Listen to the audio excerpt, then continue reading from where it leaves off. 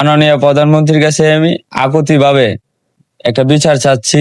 আমার বাবা যে কাজটা করেছে আমার ওয়াইফের সাথে, আমি ছেলে হিসাবে আমি এই বিচার চাচ্ছি। আর আমি ছেলে হিসাবে আমি এটা মেনে নিতে পারবো না, যেন সারা বাংলাদেশের এরকম পুত্রবধূ যেন শ্বশুরের কাছে নিরাপদ থাকে। আমি এই বিচারে এই আমার কাছে প্রমাণ আছে। ভিডিওটা ভিডিওটা দেখেন, একটু ভিডিওটা দেখেন। এই ভিডিওটা আমার বউ ওয়াইফে গোপনে ধারণ করে রাখছিল, তার জন্য আমি প্রমাণটা পাই। আমি বিশ্বাস করতাম না আমার ওয়াইফের কথা, প্রায়ই বলতো, আমি বিশ্বাস করি না। তার জন্য ভিডিও করি। আমার দেশে আমি বিচার কি করবো? বাপের বিচার কি পুতে করতে পারে? তার জন্য প্রধানমন্ত্রীর কাছে বিচার চাই। মাননীয় প্রধানমন্ত্রী যেন সুষ্ঠু একটা তদন্তের প্রেক্ষিতে তার অতি তাড়াতাড়ি বিচারটা যেন কার্যকর হয়। আচ্ছা বোন, আপনার যে স্বামী আপনার শ্বশুরের বিরুদ্ধে কমপ্লেইন করেছে, আসলে এটা কতটা সত্য, কি হয়েছে বলেন তো? হ্যাঁ, এটা 100% সত্য। সেটা আমি ভিডিওই ধারণ করে রাখছি, সেটা ভিডিও দেখলে আপনারা বুঝতে পারবেন কতটা সত্য। আর আমার স্বামীর কাছে তো আমি প্রথমে বলতাম, তখন ও বিশ্বাস করে না, কিন্তু এখন তো আমি মোবাইলে লুকায়া প্রমাণ রাখার শর্তে আমার মোবাইল আমার স্বামীরে নিখোঁজ করে দিছিল। তখন অনেক চেষ্টাতে অনেক কষ্ট করে আমি আমার স্বামীরে উদ্ধার করছি, কিন্তু আমার যে মোবাইলে ভিডিও ছিল সেটা আর উদ্ধার করতে পারি নাই।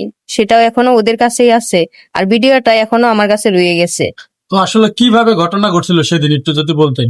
সেদিন ও আমার বাসায় আসে, আসার পরে ও আমার বাসায় আইসা বইসা খাওয়া দাওয়া করে। তখন আমার একলা পাইয়া ও সুযোগে আমারে কুপ্রস্তাব দেয়। তখন আমি ওর কুপ্রস্তাবে রাজি হই না, তখন ও আমারে জাবরাইয়া ধরে। তখন আমি আড়ালে ফোনটা রাইখা আপনার ভিডিও ধারণ করছি, সেই ভিডিওতেই আপনার প্রমাণ আছে। তো আপনি এখন আপনার শ্বশুরের কি চাচ্ছেন? এখন আমার শ্বশুরের বিচার চাই। উনি আমার শ্বশুর ছিল, কিন্তু ওনারে আমার নিজের বাপের মতো দেখতাম, কিন্তু ও আমারে আমার নিজের মেয়ের মতো আমারে দেখে না, ও আমারে অন্য ইঙ্গিতে দেখে। সেজন্য আমি দেশবাসীর কাছে সূক্ষ্ম বিচার চাই। দর্শক শ্রোতা, একজন পুত্রবধূ তার শ্বশুরের বিরুদ্ধে কথা বলছে, একজন বাবা তার সন্তানের বিরুদ্ধে কথা বলছে প্রমাণ সহ। তো আপনাদের কাছে অনুরোধ করবো আপনার ভিডিওটা শেয়ার করবেন। তো আপনি এই বিষয়ে আপনার ফ্যামিলি ভাবে সমাধান না করে মিডিয়াতে কেন আসছেন?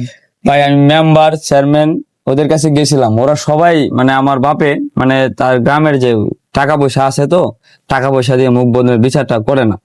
আমি যদি বিচার পাইতামই তাহলে মিডিয়ার কাছে আসে। আমারও তো একটা ইজ্জত আছে, আমার একটা ছেলে আছে 6 বছরের, এই আমার 2টা বোন আছে। এই চিন্তা ভাবনা করে ভিতরেই ছিলাম, কিন্তু আমি এতদিন ভুক্তভোগী হয়ে এখন জানেন নিরাপত্তা নাই, ওরা যে কোনো টাইম আমাকে মেরে ফেলতে পারে। তার জন্য মিডিয়াকে আমি জানাই, মিডিয়ার কাছে বলতে চাই আমি যেন বাঁচতে চাই আমার পোলা পান্ডে নিয়ে।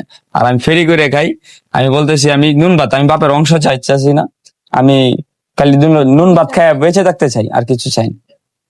দর্শক শ্রোতা, একজন সন্তান তার বাবার জন্য বিচার চাচ্ছে, তার বাবার কাছে তার যে ওয়াইফ আছে সে আসলে লাঞ্ছিত বঞ্চিত। তো আমি আসলে কিছু বলতে চাই না, যে এরকম কুলাঙ্গা শ্বশুর থাকার থেকে না থাকা ভালো। তো যারা এরকম কাজ করে আসলে তাদের কি বলবেন, যারা যেই সব শ্বশুরেরা পুত্রবধূকে খারাপ নজরে দেখে? এখন আইন নিজের হাতে তুলে নেওয়া ঠিক না, কিন্তু আমি হয়তো আল্লাহ তাআলা আমাকে ধৈর্য দান করেছে, এই ভিডিওটা দেখার পরে হয়তো অনেক কিছু অ্যাক্সিডেন্ট হইতে পারে, তার আক্রমণ করতে পারতাম, কিন্তু করি নাই। কিন্তু অনেক মানুষই আছে এভাবে বাবাকে জবাই করে বলা, এরকম আছে, কিন্তু আমি এরকম করতেছি না। এরকম আমি চাই আমি দেশে বাঁচিয়ে থাকতে, অথবা আমার ছেলেকে নিয়ে থাকতে চাই, একটা ছেলেকে ভালো মানুষ করার লক্ষ্যে আসি।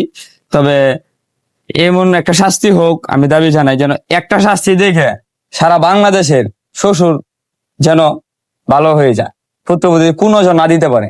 আর আমি বাবা হিসাবে আমি বাবার বিচার চাচ্ছি, একজন অপরাধীর বিচার চাচ্ছি।